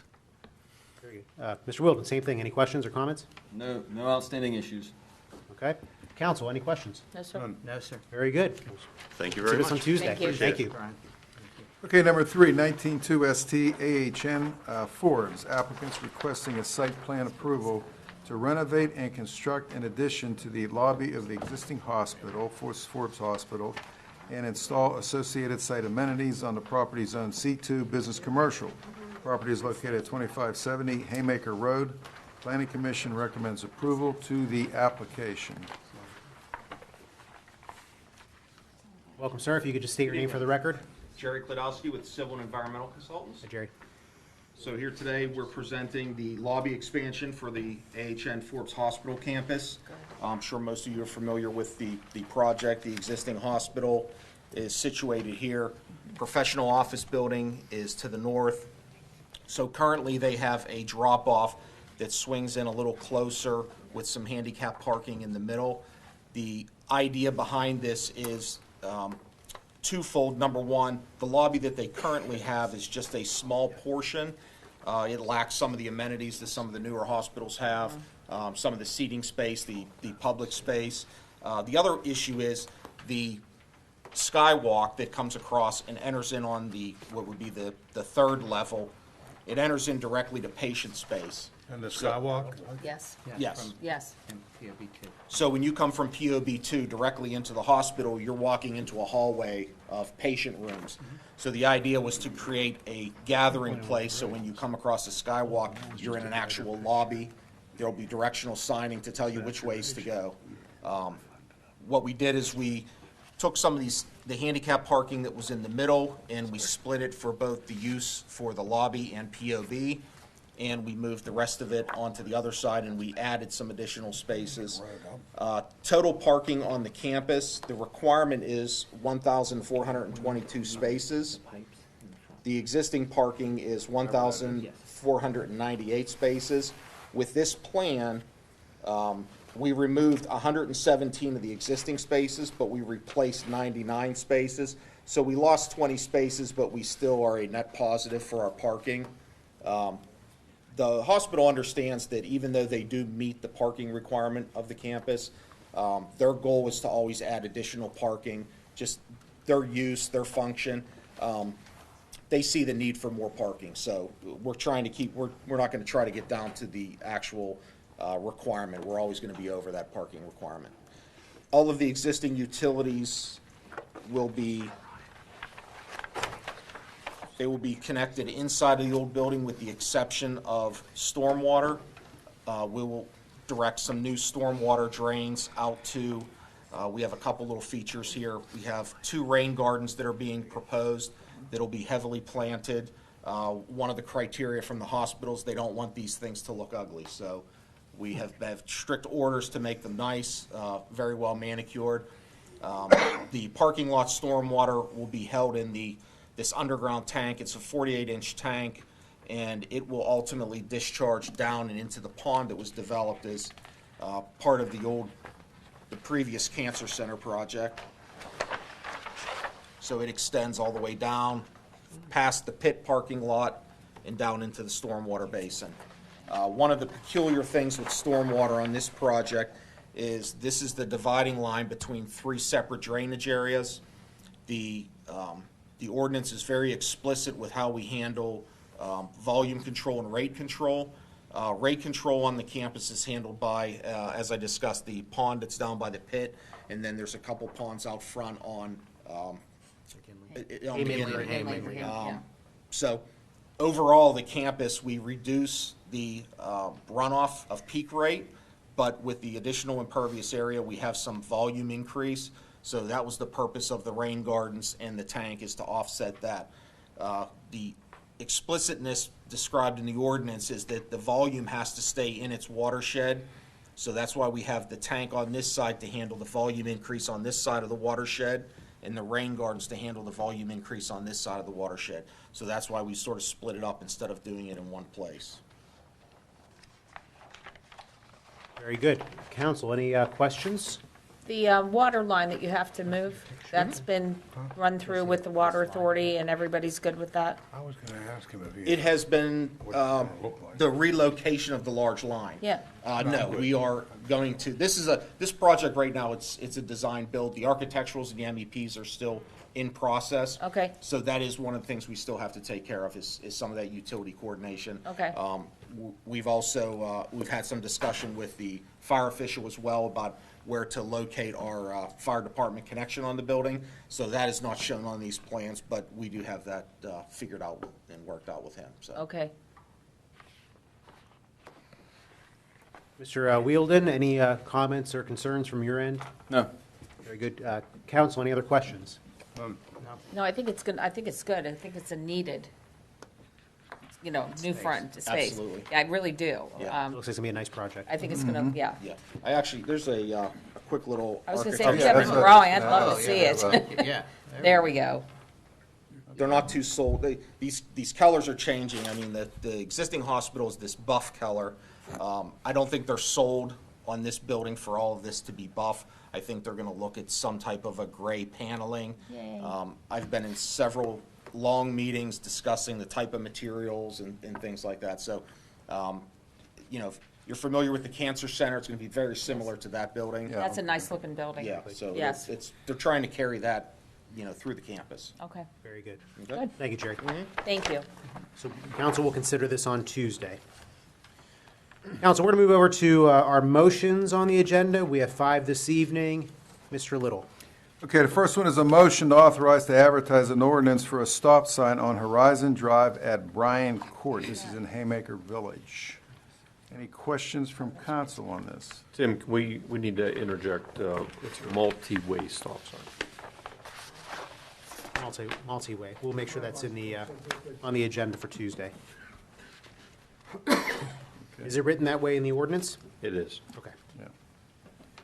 Okay, second is a motion to authorize to advertise an ordinance establishing a handicap parking only zone on Shady Ridge Drive in front of 370 Shady Ridge Drive. Any questions from council on this? Anything at all? Next. A motion to authorize to advertise an ordinance for an easement onto Alpine Village Drive, which Mr. Magro, is it Magro or Magrove? Magro, okay, that's what I thought, okay. Yeah, just as a quick comment, this is to replace Mr. Magro and Mrs. Magro's bridge that was damaged in the past flood event that they were accessing their property over the years from Abers Creek Road. Now, unfortunately, they cannot, so Monroeville, we're trying to get them another way to get to their home. So right now, they're parking on the Abers Creek Road side of the bridge, walking up to their home. So we're trying to make it a little bit better for them down there. So that's what this ordinance will be about. Yeah, we don't want them We don't want them swimming. swimming. We don't want you swimming. No swimming. Okay, number 4 is the motion to authorize to advertise an ordinance to enter into an agreement to sell 10.42 acres of the municipal property known as the Bel Air Swimming Pool to the Pennsylvania Turnpike Commission for the purpose of widening the Pennsylvania Turnpike in Monroeville. And once again, just to clarify, this is what council will be considering on Tuesday, September 10th, is just to vote on advertising the ordinance. It won't be, council will not be considering the sale of the property until the October meeting at the soonest. Okay, next one is a motion to renew the Turtle Creek Valley Council of Government lease. And I want to discuss a few items with, there isn't anything in your packet on this. They have a 10-year lease, which is up at the end of this year. And right now, they're paying $1,350 on approximately 1,600 square feet of office space, 1,600, 1,700. And the lease renewed 5 years ago, and as it was constructed in 2009, there would be an increase if there was a 20% more increase in the utilities. Now, they had no increase 5 years ago, and I figured that out, but to simplify matters, they're paying just about the going rate per square foot of Class A property on the very low end of $1.19 per square foot of property, and the average for Class A property is $1.17 to $1.42. It can even go higher. If it pleases council, my recommendation is to put verbiage in there, and Mr. Ratcher can help me out with this if he so pleases, to say that it'll be, and I would agree with another 10-year lease with an option to look at the cost per square foot in another 5 years, because the COG, I think everybody would agree, they're an asset in this building, and they collect our MS4 fee. And but I would like to change how, if there's any increase of per square foot of commercial property on the average, on the low end, because that's what they're paying now, and it's a governmental building, but it's a Class A commercial property, and to structure it that way for any increase instead of it being based on utilities. Does council have any questions or anything on that? Council, any questions? You okay with that? Yeah. Okay, well, I'll have something for Tuesday, hopefully, on that end to renew their lease is up at the end of the year, so it's not like as if it has to be done. But Amanda Settlemeyer asked me to bring that to the attention, and I thought that'd be, a more fair way instead of going according to the utilities. Okay, that it's for the motions. Okay, resolutions this evening, council. Under Section D, we have 4 resolutions. And Mr. Little, you want to continue? Okay, resolution under Act 205 of 1984, known as the Municipal Pension Plan Funding Standard Recovery Act, authorizing the 2020 minimum municipal obligation, otherwise known as the MMO, for the police and non-uniform pension plans. Now, the non-uniform pension plan, MMO, the numbers are in it. We just received the numbers today from our actuary for the police. So you will have that at the meeting on Tuesday. And under Act 205, this just has to be presented to you, but I think putting in a resolution memorializes it much better. Any questions on that? And right now, the non-uniform, the obligation is $1,339,418. Correct. Okay, number 2 is a resolution authorizing the proper municipal officials to enter into a winter traffic services agreement for 5 years with the Pennsylvania Department of Transportation during the winter seasons of 2019 to 2024. There is virtually no increase in this. There is some slight modifications to the lengths of the roads, and council can see the roads that we do. I was going to say, where are they listed? Yeah, they should be on there. Maybe the whole agreement. Let's see. I didn't see them in there. I didn't see them. If council wishes that, I can get you that on Tuesday. Okay. Can you put it so that we can see what there was and what there's gonna, what the change is? Sure, I can do that, sure. Very good. Next item. Okay, number 3 is a resolution of intention to adopt the active transportation plan. As council is aware, this is something that's been worked on for about 18 months, and it was segued from our comprehensive plan, as we did with Wilkins and Churchill Borough. Now, Wilkins has passed their active transportation plan. This has to do with different modes of transportation other than automobile. It has to do with walking. It has to do with bicycle, and it has to do with anything that is non-vehicle. Public transit. And we've also had Port Authority out here on several occasions, although there's no obligation from them as far as putting routes, which they've talked about, up to CCAC and also over to Forbes. Council, have any questions on the active transportation plan? Just on something you just mentioned, I have a question. Was there any progress on getting buses to CCAC and Forbes? Yes. There was progress? Yeah, I had a meeting with Forbes and the Port Authority a week and a half ago. There was a challenge at the Port Authority. There was retirement that happened with the person that was running that. And so the project kind of fell flat because it was an abrupt retirement. So there's a new employee that's now taking this over. We've met with him, and yeah, they're very optimistic about it. So Okay. it's moving in the right direction, absolutely. Good. Okay, any other questions? Okay, number 4, resolution adopting the UPMC East Emergency Department Addition Sewage Planning Module. Any questions on that? No, sir. Good. Okay. Very good. We're going to move over to our reports of municipal staff. Mr. Ratcher, anything this evening? Nothing tonight, Mayor. And Tim, back to you. Yeah, the senior center new hours, Labor Day to Memorial Day will be 7 a.m. to 8 p.m. Okay, and in October, the 2020 budget presentation will occur at the council meeting, just as a reminder. Monroeville Foundation Golf Outing is Friday, September 13th at Meadowink in Murraysville. What time is that, Tim? The shotgun is at 9 o'clock. Thank you. Okay, ECSNR, as they usually do, about 3 times a year, they're collecting hazardous and electronic waste collection Saturday, October the 5th at the Public Works building from 9 a.m. to 1 p.m. And also, ECSNR has started their curb hazardous and electronic waste collection recycling. So you can go onto our website. There is a link, and you can order to have it picked up at the curbside. They do it by weight, and also there's a $50 charge. I would recommend getting several people in your neighborhood together when you get hazardous waste and electronic, and call them and kind of have a block party on it. So that started on about 2-3 weeks ago. Is this the same people that you? Correct. Over at Public Works? Correct, same people, Okay. yeah.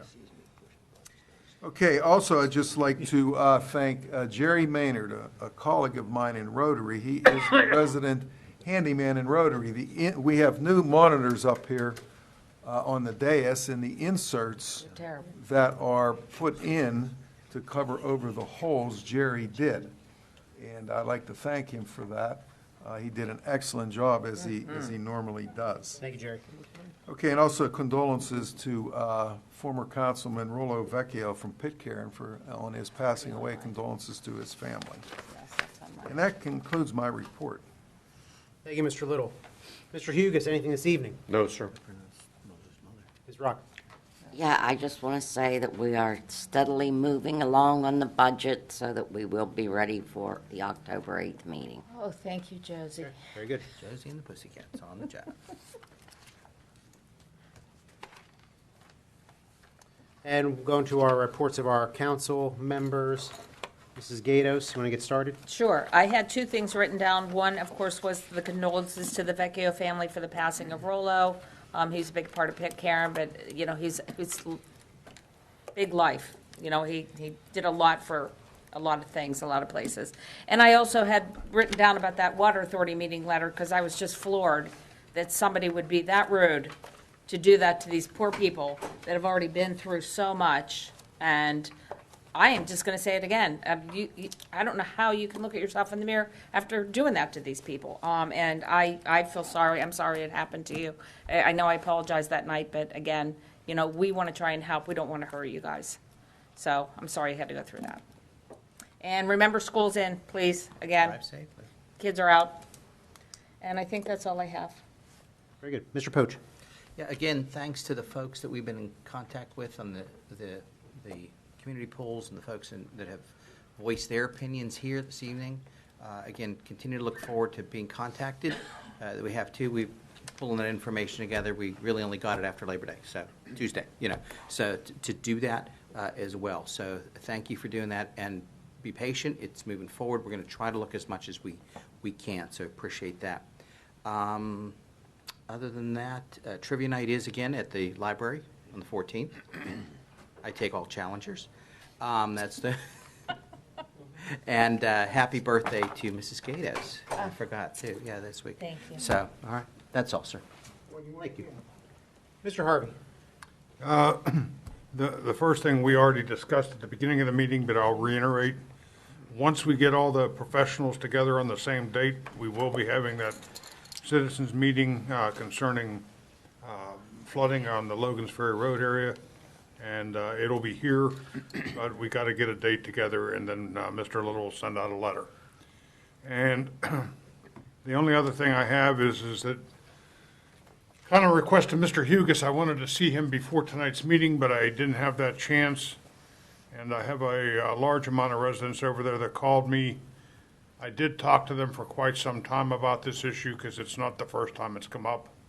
However, I do understand that due to development, Logan's Ferry Road is getting busier. So they want to know what it would take to get a stop sign put in at Skyview Drive and or Colonial, but mainly the request was Skyview. They have a petition of about 80 signatures, and I told them the past history of that, the traffic and engineering study needs for that, and that's been quite some time, so I don't know. Well, there was a stop sign there. Yeah.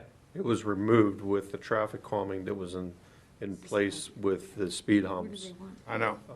Back when that was done probably 8 years ago. Yeah. Now, to undo that, we'd have to do another traffic and engineering study to see if it's warranted. That's what I'm asking. We could do it, sure. How was it removed? That was part of the traffic calming study that was done. We hired a third-party engineer to do that, and that was their recommendation in conjunction with the speed humps, was to remove that stop sign. So I'm having a request that it be put back in. Yeah, when you come out of Skyview and make that left turn to get on Logan's Ferry, they come flying down the hill. Yeah, that's. And I mean, you take your life in your hands if you're a little bit too slow.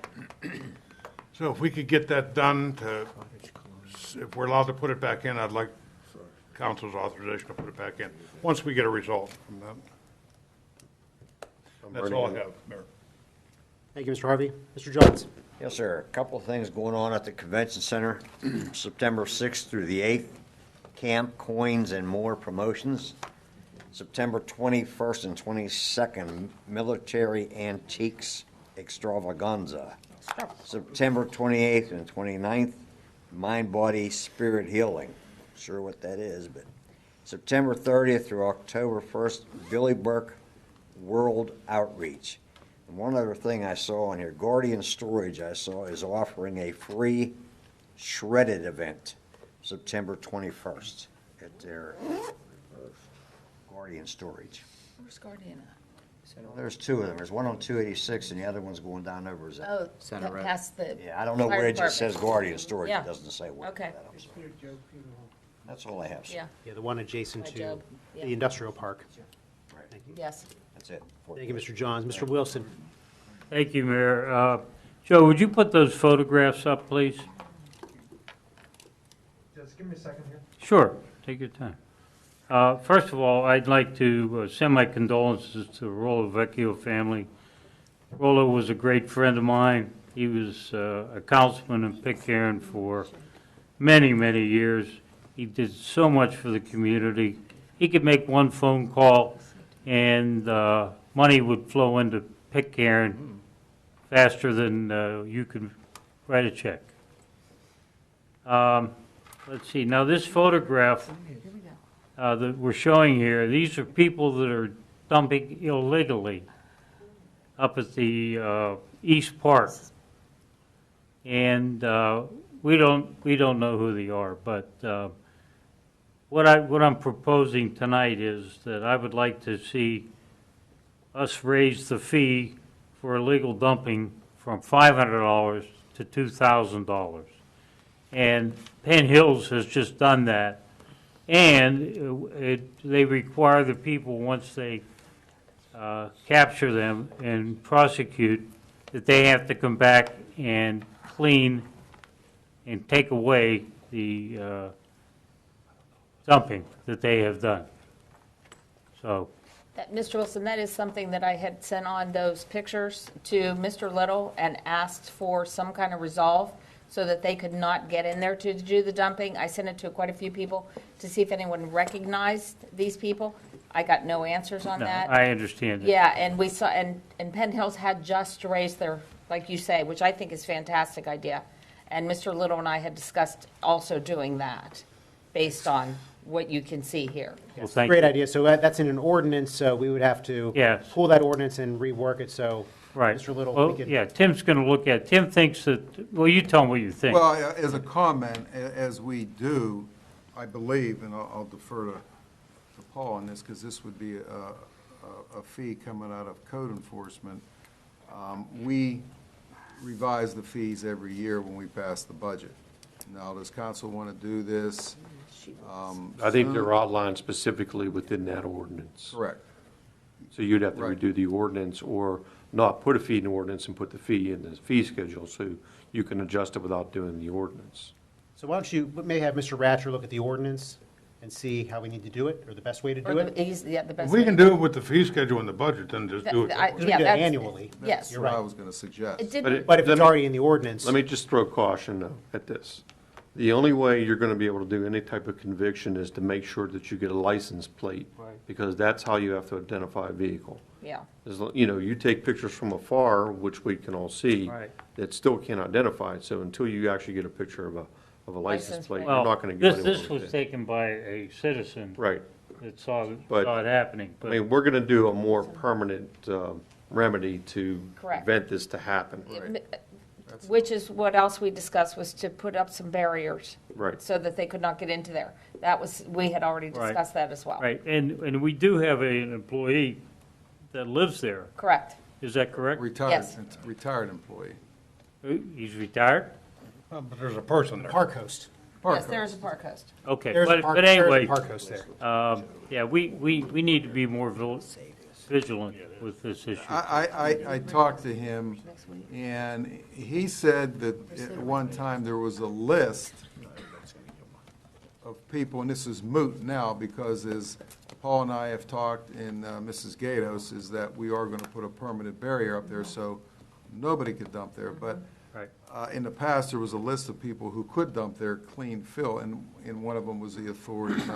But we're not going to have anybody dump it. Now, in conjunction with that, when he goes out, he does shopping, he's not at home all Right, the right. time. He comes back and He's somebody not there tells him somebody- 24/7. yeah. Correct. That- So, But it's Just going to be what's moot wrong. because we're going to put a guardrail up there. Yes. Okay. So, And what are we doing with But the, we're at least trying. with the gates for the training center and for the senior center? Where are we there? Well, I think we had the gates for this fire training center. I think they were on order, if I'm not mistaken. They're on Well, there order? was an issue with the amperage, with the electricity. I don't want to throw Chief Cole under the bus. I think he might be in the hallway. He is. Let's throw him under the bus. Bring It's them still on being, in. it's still being worked on, is what you're saying. He has those proposals. Okay. Very good. Okay, so my other question is, since there's been some issues at the senior center during some events at Gateway. How can we prevent that this weekend, since there's a football game at Gateway this weekend? Well, my suggestion would be to have because most likely you're talking about after the football game, I'm assuming. Nobody knows. Well, it could be. Who knows when? I would have the chief, I can tell the chief to have an officer go down there more periodically, maybe every half hour or whatever the case might be during the football game around the back of the senior citizen center. Would it be easier just to put up the orange cones to prevent them from going in? We can do that. I don't know if it'll prevent them. Rather than waste the officers' We do have a valuable gate, time? right? Yeah. What's that? Ron? There's a gate coming for the senior. Yeah, well, it's not here yet, so. We can do that. Okay. Thank you. I'm finished, Mayor. Thank you, Mr. Wilson. Once again, I reiterate some of the comments from earlier. Thanks to the pool members and the community for coming out and giving us their opinion and their ideas. And we're still working very, very hard at this matter.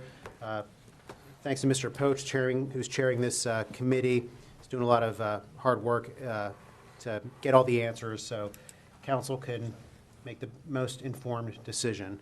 The Logan's Ferry flooding victims, we'll look for that meeting coming up, and Mr. Harvey, great job with trying to coordinate that and getting that rolling, but it is going to take some time with getting all the information, and then long-term, unfortunately, the remedies are going to take quite some time. So, but we're hoping to get more information out at this upcoming meeting. An event in Monroeville, the former Westinghouse building behind Allegheny Health Network Forbes Hospital, it was acquired several months back by an investment firm, and Nextier HD, and what they are doing is they're rebranding the building. They don't want it to be considered or called the old Westinghouse building like it's been. It's going to be Nextier Connect Pittsburgh East. They're rebranding it as a mixed-use campus. This company, I'm really optimistic about them. We've met with them several times. They seem to be very good members of the community, and they're becoming good neighbors. They currently have about 1,000 employees under their current leases in that mixed-use building, and they definitely have a lot of great ideas moving forward for the campus. So we're very optimistic about them and their ownership of that building, and looking forward to them growing here in Monroeville. So big thanks to them for coming in and taking the site and turning into some good use there. And as everyone else mentioned, deepest condolences to the Rollo Vecchio family and to our neighbors, Pitcairn, for their loss too of a giant in that community, that's for sure. So he will certainly be missed. With that, I'll seek a motion to adjourn. Can I just mention one thing? I didn't realize we had gotten an email from Mr. Le. I think that would be discussed at the Convention Visitors Bureau meeting. We didn't have that. Oh, well, he sent it. I just thought maybe, they wanted to show the logo or not. No. We'll do it after the board meeting for the Convention Visitors Bureau. Thank you. Oh, thank you all. Motion to adjourn. Is there a second? No. Second. All in favor? Aye. Opposed? Aye. The ayes have it. Thank you. Good night.